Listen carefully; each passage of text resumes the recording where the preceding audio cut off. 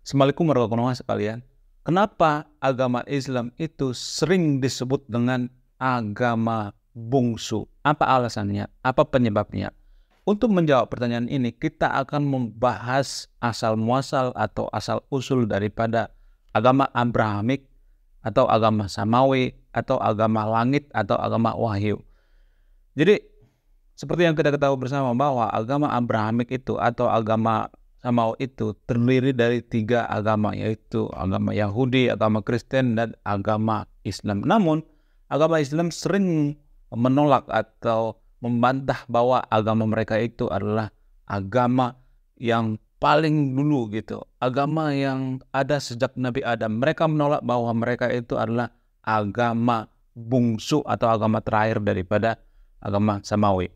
Nah, yang jadi pertanyaan adalah agama Samawi atau agama Abrahamik ini adalah agama pewahyuan atau Tuhan menurunkan malaikat bernama malaikat Jibril dan memberikan wahyu kepada nabi-nabi. Nah, yang jadi permasalahan atau yang jadi pertanyaan adalah waktu malaikat Jibril memberikan wahyu kepada nabi-nabi itu, siapa saksinya? Apakah ada orang yang melihat?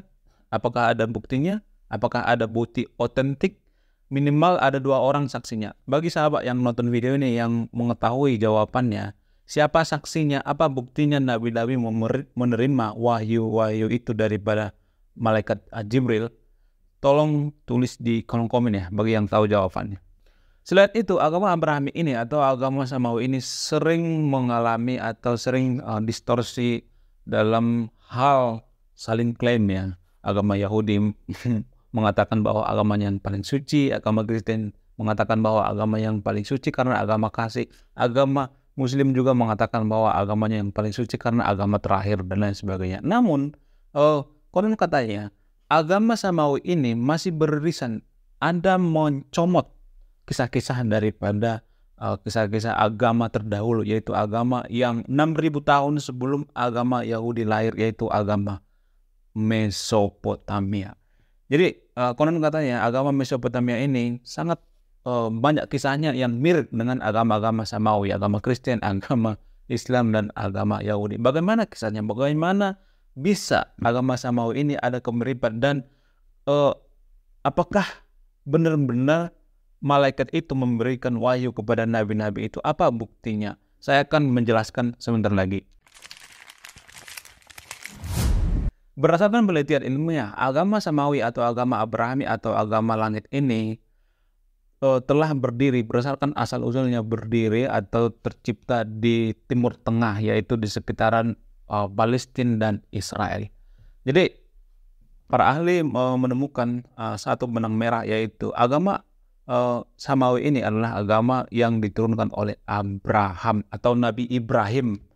Jadi Nabi Ibrahim ini menurunkan kisah-kisahnya kepada keturunannya, yaitu agama yang ada di Israel sekarang itu agama Yahudi atau agama Kristen atau agama Muslim yang ada di seluruh dunia.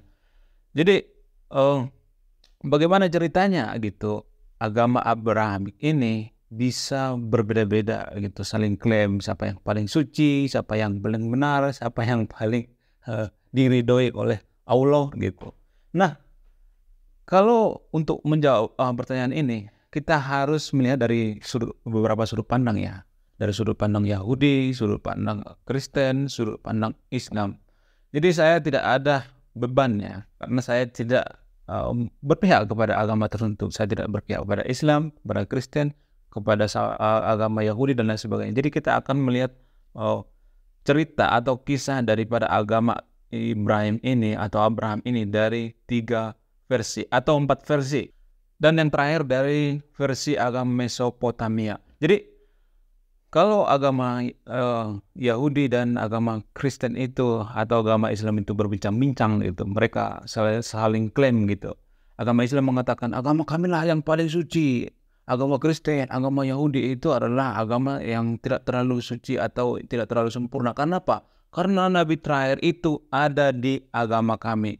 Karena nabi terakhir itu adalah nabi yang terakhir diturunkan oleh Tuhan dan penyempurna semua agama yang ada di dunia. Jadi agama kamilah yang agama yang paling suci. Terus datang agama Kristen. Lah, bagaimana lu mengatakan agama lu itu agama yang paling suci? Sedangkan nabi-nabi lu yang ada di Alkitab lu itu, di kitab suci lu itu banyak yang sama dengan nabi-nabi kita. Agama lu itu kan agama terakhir. Nah, 100 tahun setelah berdiri agama Kristen baru ada agama Islam. Bagaimana mungkin lu mengatakan bahwa agama lu itu agama yang sempurna, agama yang paling suci? Sementara nabi-nabi yang ada di kitab suci kami itu ada di kitab suci kalian. Bagaimana mungkin itu bisa terjadi? Sekarang datang agama Yahudi. Kalian dua-duanya diam. Kalian itu tidak tahu apa-apa. Mau Kristen, mau Islam, kalian diam. Karena apa? Karena agama yang paling pertama itu muncul atau lahir itu agama kita, agama Yahudi. Kalian itu cuma nyomot-nyomot doang dari kitab suci kita. Buktinya, nabi-nabi di agama kalian itu dari agama kami. Perjanjian lama semuanya itu di agama kami. Kalian itu nggak boleh saling klaim. Kalian kerjanya ribut aja. Yang paling benar itu, yang paling suci itu, yang diturunkan dari Tuhan itu, dari Abraham itu ya agama kita, agama Yahudi. Bagaimana mungkin kalian mengatakan bahwa kalian itu agama sempurna, agama kasih, sementara Abraham menurunkan agama itu langsung kepada kami, yaitu keturunannya itu agama orang-orang Yahudi. Bahkan nabi-nabi yang ada di dunia itu, tidak ada nabi lain selain berasal dari nabi Yahudi. Jadi kalian itu diam ya, jangan ribut ya. Kalian itu bukan agama yang suci. Kita yang paling suci, agama Yahudi. Nah, itu dari versi ketiga agama Samawi. Lalu kita bergeser ke agama Mesopotamia. Jadi agama Mesopotamia ini menurut penelitian 6.000 tahun sudah lahir sebelum agama Samawi ada. Jadi 6.000 tahun sebelum Masehi itu sudah ada agama Mesopotamia ini. Jadi Mesopotamia itu datang gitu. Celuk. Ini ada 3 agama Kristen, agama Islam, agama Yahudi. Apa-apaan kalian ini? Kalian itu ribut aja kerjanya. Perang aja kerja kalian itu. Kalian itu belum ada apa-apanya. Kalian itu belum ada lahir. 6.000 tahun sebelum lahir agama kalian itu, kami sudah mengisahkan tentang air bah, mengisahkan tentang penciptaan, menara Babel, terus Taman Eden. Kalian itu cuma comot dari kisah kami. Buktinya kisah air bah itu ya pertama kali ya kita gitu, mitologi daripada agama kita. Kalian itu cuman comot mengaku ini yang paling suci, yang paling sempurna, yang paling absah. Kalian itu nggak boleh seperti itu. Ribut aja kerja kalian ini. Dari kisah kita loh terbukti secara ilmiah bahwa agama kita itu adalah agama yang paling tua selain agama Hindu. Jadi kita itu sudah ada. Kalian itu belum jadi apa-apa, masih debu, masih butiran debu. Kalian itu belum ada agama Kristen, agama Muslim, agama Yahudi itu belum ada apa-apanya. Kita sudah mengisahkan tentang kisah air bah, kisah menara Babel dan lain sebagainya. Kalian itu comot aja kerjanya. Bayar royalti enggak? Nyomot aja kerja kalian ini. Udah nyomot, ribut lagi. Nah, begitu kata agama Mesopotamia. Jadi mitos kisah air bah ini ada banyak pada mitologi Yunani dan juga agama Mesopotamia. Jadi Mesopotamia mengisahkan bahwa kisah air bah ini untuk menghancurkan peradaban yang dikirim oleh para dewa dan dewi. Kisah air bah ini juga diadopsi oleh agama Samawi, yaitu melalui Nabi Nuh.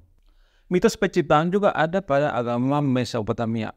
Mesopotamia mengatakan bahwa penciptaan itu seperti kosmos. Istilah Mesopotamia itu adalah kosmos atau menciptakan dunia dan seisinya. Mirip seperti di agama Samawi atau agama Abrahamik, yaitu Tuhan menciptakan langit beserta isinya. Jadi sama persis gitu kisahnya, bentuk sejarahnya. Cuman beda-bedanya itu ya agama Samawi itu melalui nabi, sementara agama Mesopotamia ini adalah berbentuk kisah yang diturunkan ke dewa-dewi. Jadi para ahli meneliti dan memahami bahwa kisah-kisah daripada agama Samawi ini atau agama Abraham ini banyak mengambil atau mencomot kisah daripada agama Mesopotamia. Karena apa? Karena ada beberapa bukti yang kuat. Salah satu contoh misalnya agama Samawi ini lahirnya itu lebih belakangan. Artinya 6.000 tahun sebelum agama Samawi ini ada, agama Mesopotamia sudah ada. Jadi kalau misalnya ada yang mengatakan itu cuma kebetulan ya, cuman kebetulan ngambil satu atau nyomot satu, ya kalau cuma satu ya nggak jadi masalah. Ini kan lebih dari satu gitu. Taman Eden, air bah, Menara Babel, penciptaan dan lain sebagainya, itu kan banyak yang diambil gitu. Lah kok kesannya seperti skripsi yang dicomot sana sini. Ya saya tidak bisa menyimpulkan ya, silahkan disimpulkan sendiri. Kalau seperti yang saya katakan tadi itu, kalau cuma satu diambil kisahnya itu nggak jadi masalah ya, mungkin aja kebetulan. Tapi ini ada lebih dari satu. Tapi disclaimer dulu ya, saya tidak mengambil kesimpulannya. Saya tidak mengatakan kesimpulan bahwa agama siapa yang paling benar. Saya tidak berpihak ya. Saya hanya memberikan sejarah agama itu secara antropologi, secara budaya, secara historis.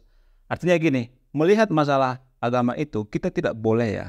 Kalau kita melihat agama itu tidak boleh hanya dari satu sudut pandang. Melihat agama itu kita harus naik ke atas, ke view helikopter. Ibarat kita naik ke helikopter itu kita bisa melihat semuanya, petanya gitu, letak agama itu. Jadi biasanya orang-orang agnostik atau orang ateis itu mereka sudah mempelajari semua agama. Mereka naik ke atas, memperhatikan semua agama itu gimana sih cara pembentukannya. Jadi secara antropologi agama itu tidak boleh kita melihat dari satu sudut pandang. Kalau kita melihat dari satu sudut pandang itu artinya kita seperti, mohon maaf ya, seperti katak di bawah tempurung. Kenapa? Karena agama itu tidak bisa kita klaim dari satu sudut pandang. Kita harus naik ke atas seperti view helikopter. Kita harus melihat semuanya, melihat sejarahnya. Kita tidak bisa hanya berdiam di satu tempat gitu seperti merasa sudah hebat, sudah menguasai semuanya. Enggak. Bukan seperti itu. Melihat agama itu kita harus naik ke atas, lihat dari view helikopter. Kita harus mempelajari semuanya, sejarah-sejarah agama yang ada di dunia. Nah, yang jadi pertanyaan adalah, apakah agama Muslim itu atau agama Islam itu layak disebut agama bungsu? Berdasarkan historis agama Samawi tadi atau agama Abrahamik tadi, apakah agama bungsu atau agama Islam itu layak disebut agama bungsu?